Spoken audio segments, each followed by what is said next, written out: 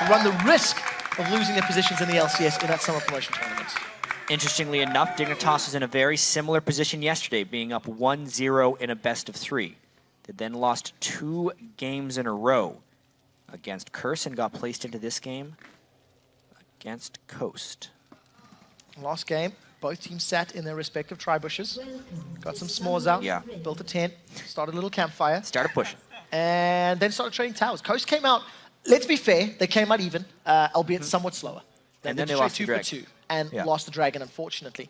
We'll need to see if Coast now on the blue side can either replicate that success and get themselves a small lead, which is what Dig did very well previously. It's interesting that Coast just went with the triple heal this time. Dignitas went with similar summoners. Scar going exhaust. Try and save himself a little bit while the bottom lane is still going with the double heal. A couple clutch saves that happened last time from Dig. They're going to be playing into these long team fights with the Orianna shield, of course, triple heal or double heal going in with it. Unless somebody gets deleted by a Lee Sin Nocturne Leona combo. Yeah, absolutely. We'll have to see if Kiwi Kid can land some of those abilities onto the back line of Coast. But slow starts. Skara deciding to chill in the mid lane. It's like, screw you guys, I don't want to be in that top lane. I don't want to be invading. And wow, that will win. Pretty convincing. Dignitas 84%. Their fans think that they are going to win as well, supporting them in this vote. They want to see Dignitas guaranteeing their spot in the 2014 summer split. So, will we see the buddy system? Watch Cruiser and Crumbs. So watch Zion on the other side. Definitely buddy system from Dignitas. On the other side, they are doing the same this time. It's about time. We need to keep our eyes on how efficiently these two... It looks like Zion wanted to go for the white. So, buddy system, yes, but Coast still not on the same page. They're reading from different playbooks. A little bit right there. This will be very even turret pushes this time. So Coast a little behind still. Dignitas are onto Barry White, I believe is what Freak was calling it a little while ago. Both White's going to be taken out. If one's Barry, is the other Larry? I don't agree with that naming convention at all. It has been a long day. To make that I think I'm spending too much time with Freak, that's where my mind goes to. So, Coast and Dignitas onto the first towers in their lane. They're going to be starting this one out evenly. But remember, the damage reduction on this top lane should mean Coast have a small advantage in the bottom. Yeah, going to be a slightly faster push, but this is both teams, I'd say, doing it properly. They're getting to the bottom lane as quickly as they can. Everyone level 2, so they have all their abilities, and they're pushing down these turrets as quickly as possible. Dig takes it down 1 or 2 seconds slower. Not that big a deal. Much of a muchness. They are on par with one another. Dig and Coast continue that 4-man lane push in the top and bottom lanes respectively. The question is, who calls chicken first? Who begins those recalls to defend their inhibitor turrets? This is where it gets interesting. Yeah, I think the question will really become, who gets the empty lane after this is all said and done? Is it going to be I'm a Cutie Pie or Wiz Fusion, or is it going to be Zion, Spartan, and Cruiser? Are they going to give the farm to the top laners or the AD carries? Kind of has to be Cutie Pie. Get those adorations. Especially after the game he had last game. And the way Cruiser was able to still get a substantial amount of farm and have impact on Lee Sin despite not getting that empty lane farm. So Cutie Pie does get that tower hit. Little bit of CS behind that of Wiz Fusion. Shifter takes the satchel charge away, and Kiwi Kid, similar attempt, no flash this time around. This is a mirror image of that previous row. Yeah, exactly. But Shifter was forced to blow his summoner spell because Kiwi Kid actually fired and landed a skill shot. Here's the really critical thing about what just happened, though, compared to Game 1. In Game 1, even though they traded 2 turrets for 2, because Dignitas pushed so much faster, they had time to take the Dragon afterwards. This time, because Coast and Dignitas pushed at exactly the same pace, Coast could not rotate for the Dragon afterwards, and Dignitas comes out of it still with a very small lead, but that's mainly just because minions are pushed on one side. Oh, catches the Zenith Blade onto Shifter. It's me getting a bit more excited than maybe I should have, but at the end of the day, Dig pulling off that 2v2, or the 4v1 rather, lane swap, and as you've highlighted, coming out a little better. So it's Cruiser that's actually getting the side lane farm. I had thought it was going to be Cutie Pie.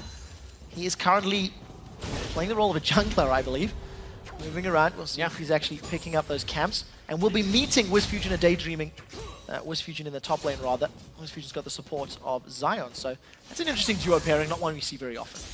Giant stack of minions, which is why it's very good that Crumbs is giving support to this lane. This was actually a nice move by Coast sending 4 up here, but it's immediately matched by 3 on Dignitas, which will prevent this dive and allow them to get experience. If they didn't send all 3 up here, they'd be getting dove right now. That was so close. Crumbs manages to just sidestep the cocoon and actually spell shields that death sentence. So teleport used by Coast, and Zion Spartan's in the bottom. The more Coast continues to force lane swaps and keep Crumbs in lanes, the better it is for them. Something important to note about Feral Flare is it actually starts stacking up even though you don't see the indicator at the time you build Hunter's Machete. So from the very start of the game, Crumbs is trying to get those large camps dead. As long as he has to keep coming and supporting those lanes, that stacks up much more slowly. On the condition, Coast don't lose CS. True. Now the previous game, Coast, for the first 15 or 20 minutes, I felt they were rotating, trying to push towers or trying to push objectives at the expense of Nintendo farming, and to a degree, Zion Spartan as well. I mean, it really did put them behind in terms of gold. This time around, numbers are a whole lot closer. Yep. Still a 10 disparity between Nintendo and Crumbs, but it is far too early to truly read too much into that. And we've actually broken into standard lanes for the most part, with fairly even farm on both sides. So we may actually get to see Cruiser and Zion Spartan go at it head-to-head, or Cutie and Kiwi Kid try and dominate a little bit 2v2. Zion Spartan, though, level 6 before Cruiser, trying to pressure. Yeah, Crystal Ball of Jats working perfectly head-to-head, and Zion decides to back away. Doesn't go all in for the kill, but he's forced Cruiser away. Gonna at least keep him on the back foot, make him second guess any future engages. They manage to land the Zenith onto WizFusion. Stand aside, does not interrupt the Lantern. There's an outside chance if, as soon as he clicks the Lantern, if he connects with that stand aside, because the stand aside would actually cancel the Lantern move. That's what he was going for there, but it just requires perfect timing, and it's fairly luck-based, honestly. Well, good attempt, at the very least. Worth a try.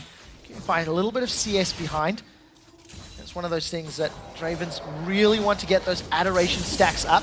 Oh, there we go. Good interruption on the play. Kiwi Kid playing very aggressively. He's really looking for opportunities right now.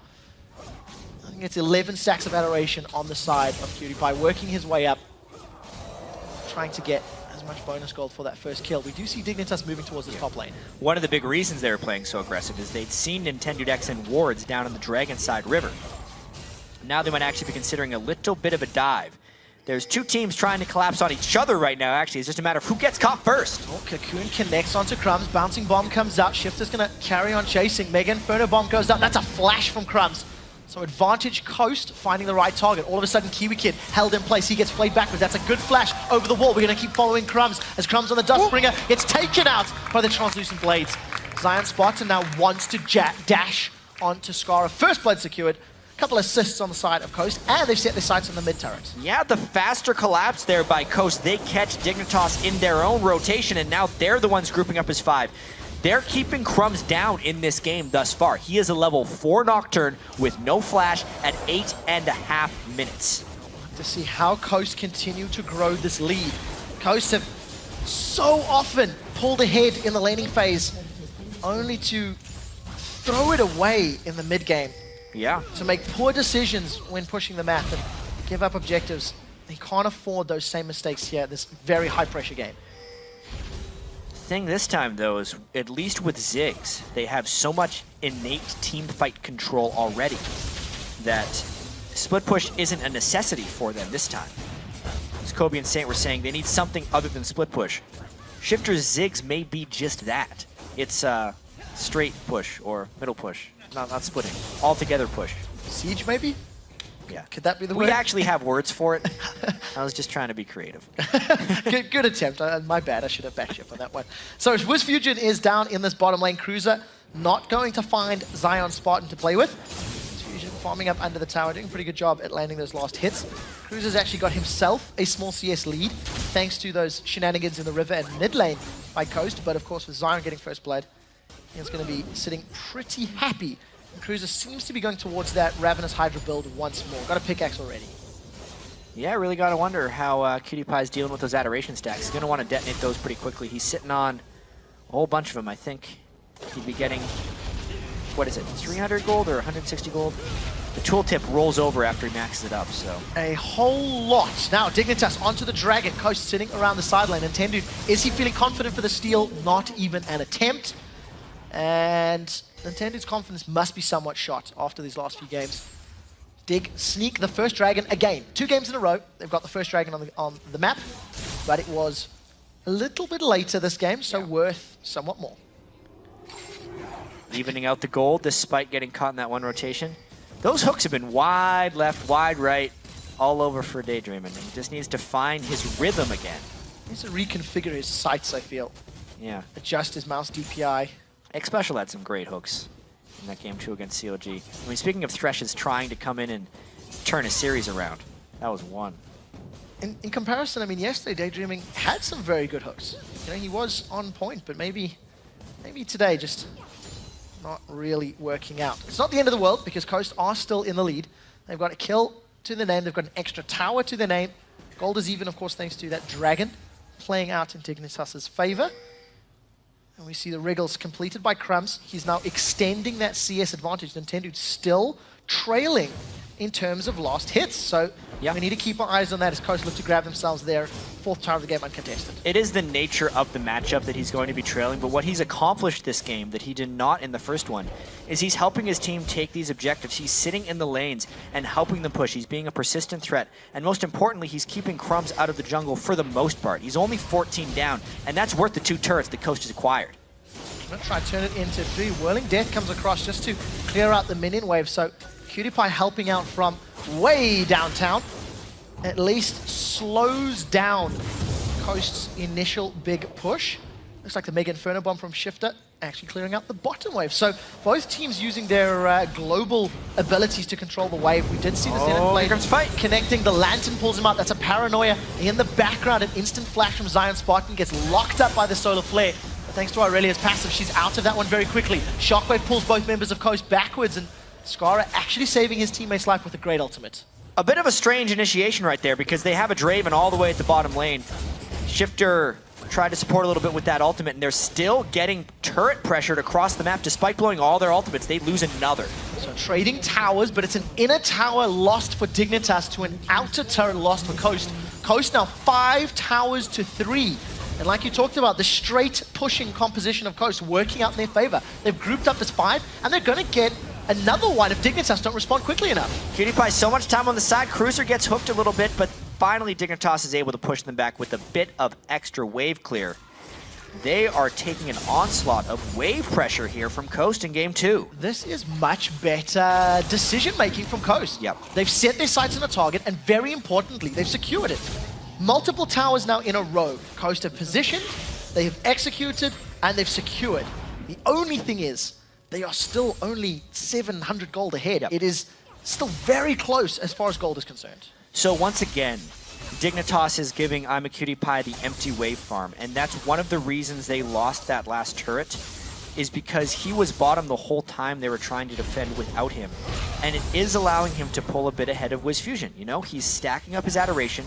As long as he doesn't die, he's going to cash in a huge amount of gold when he does get one of those kills, and it would propel Dignitas back in the lead. They're just putting a lot of faith in him to perform. Basing that opinion off the previous game, I think that's pretty well placed. Pretty well placed faith. Cutie Pie level 8 now. As we've touched on, I believe that's 280 stacks, I believe it is, because it drops the third digit. So that's going to be a whole whack of gold. Dignitas just biding their time. I think, you know, both of these teams are going to scale quite effectively, but they'll do different things as this game progresses. And Coast, I guess as long as they're in or around towers, Dignitas going to be relying on that wave clear from Skara's Orianna to keep their towers safe and sound. It was actually really interesting in the first game how it seemed very slow-paced, but by the end of it, there were a ton of kills. Because the team fights that these guys had are actually very explosive. And when they're meeting around objectives, they're just killing a lot of each other. It's not one of those games where you get one kill and everyone disengages. These are really brawly teams, especially from Dignitas' side. So Daydreaming does manage to get these. They get Paranoia now from Crumbs onto Wiz Fusion. Shockwave has already been flashed away. The fear holds Wiz Fusion in place, and the Whirling Death does not secure the last hit. Kiwi Kid eats yet another death sentence. Skara in the background takes a Duskbringer to the face. They trade 1 for 1. It's Cutie Pie that gets the kill onto Daydreaming. We'll have to double check the gold. It's not over yet. That's a kickback onto Zion Spartan from the Dragon's Rage. He's trying to find someone to catch.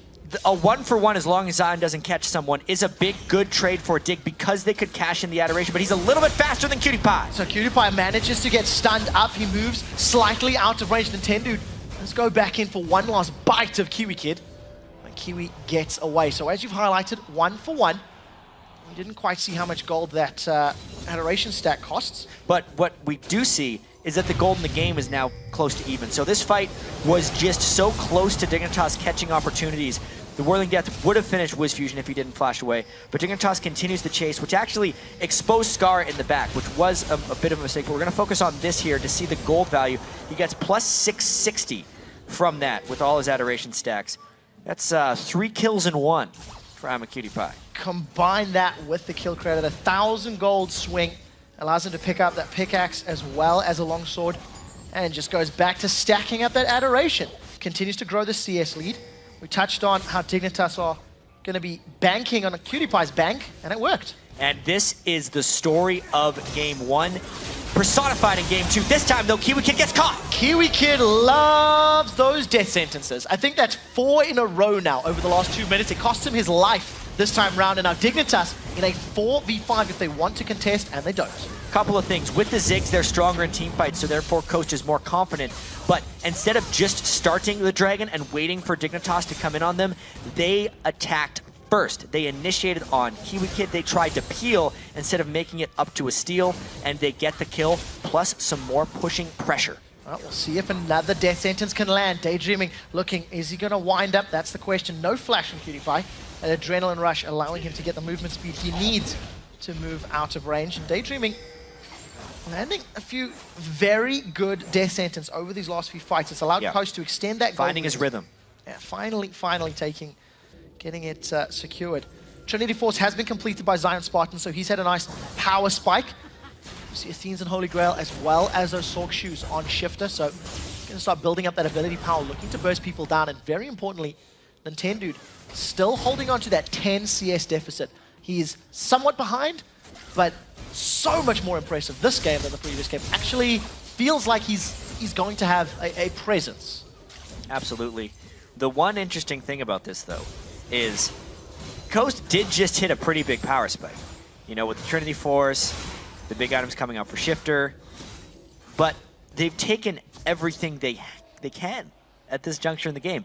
They've killed 6 turrets. Dignitas is just sitting in empty lanes, waiting to get picked off by Coast, but it's just a matter of Coast finding the right pickoffs. The Dragon is dead, it's too early for Baron, and they're not going to be killing an inhibitor turret unless they kill a bunch of Dignitas. It's actually hard for them to find the fights they really need to. And if they don't do that, Dignitas would probably come back in this game a little bit. So we're going to say something that's maybe a little obscure, but sure, when you look at other teams, other games that have got every single tower down up until the inhibitor turret, have a kill advantage, have a gold advantage, you generally get the vibe, wow, they're in control of that game. I don't have that same feeling from Coast. Even though they have been dictating the pace to Dignitas, it is a very small 1,000 gold difference. Dignitas haven't really attempted to stop them yet. And they haven't stopped Dignitas from farming while they're taking these turrets. It's not like they're starving them out of the turrets or their own jungle. The counter jungling hasn't necessarily happened. And Dignitas has let some of these turrets fall because they're having I'm a Cutie Pie farm. 151. That farm is, comparative to the rest of the game, very high. A large amount ahead of WizFusion unattended. He's got to be super careful. He's got the backup of Shifter. He doesn't realize how many members of Dignitas were nearby. Kiwi Kid actually decides to hold on to all of his abilities and doesn't attempt to lock him down. So Coast, once again, move away. WizFusion, 97 CS. Does have a whole bunch of global gold from those towers. Don't forget about that. But he is so far behind the CS game. 1,400 gold separates WizFusion and Cutie Pie.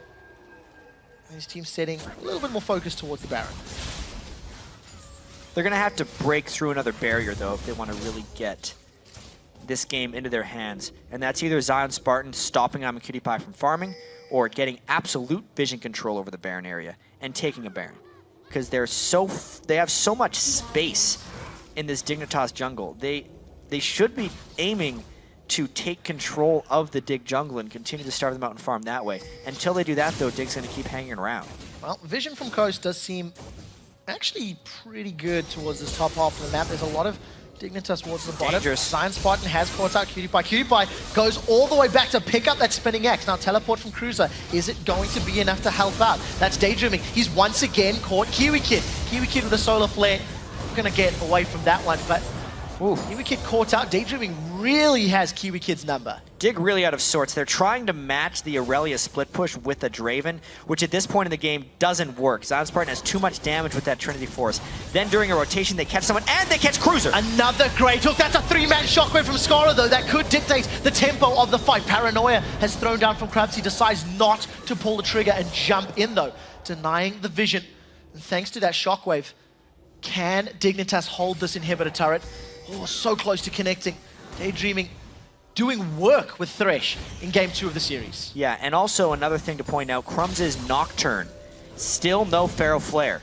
Ooh, close miss there. He's been getting slowed down by Nintendo'd X right now and is still not transforming that item. If memory serves, by this point in the last game, he had 6 stacks on his Feral Flare already. At least. So significantly slower in game 2. Now you're starting to feel Coast are making the plays to get them where they want to. They just unfortunately ate that giant shockwave on the steps of the bottom lane inhibitor tower. They were extremely close to breaking through the inhibitor wall barrier right there. If that shockwave wasn't so crisped by Skara, they would have taken inhibitor and had control of the game, because that would have actually been the best inhibitor for them to have down. Cruiser really doesn't want that fight. Instant Dragon's Rage. The moment Zion landed in his face, that was an instant ulti kick away. He's scared of that, but I mean, the makings of Aranduans, probably. Chain Vest will become that Warden's Veil in the not too distant future. A 3-0 Zion Spartan. He's now deciding he wants to have a part in carrying this game. So they're doing the split push thing again. How long are they going to do this until they see rewards is the biggest question. If it stays at 2,000 gold edge forever, it's not going to be good, but he needs to be able to close kills on a Cruiser. Well, Cruiser's going to continue chasing. The dashes comes out. Translucent Blades were used. That was close. I mean, that's super one-sided. Cruiser didn't stop to put any sort of attacks down himself, but you really feel Zion has just got complete authority of any lane that he is in. Coast start off the Dragon. Dignitas not really in range. Welling Death, not going to work this time. Full Dragon control for Coast. They're extending their lead, playing a very controlled style.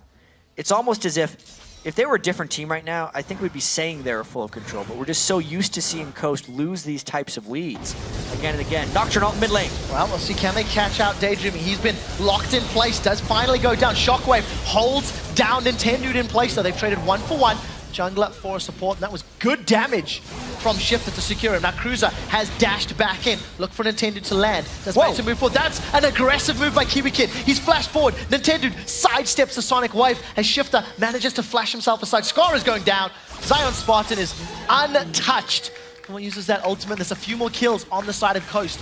They've got a very small window where Skara is down, and Coast are going for the inhibitor turrets. Teleport came down in the backside of that team fight, and Zion Spartan joined the fray at just the right moment. This is a nearly indefensible turret by Dignitas. They're trying to heal up. Oh no, Zion found Cruiser. Oh, Cruiser's in trouble. Does kick Zion over the line.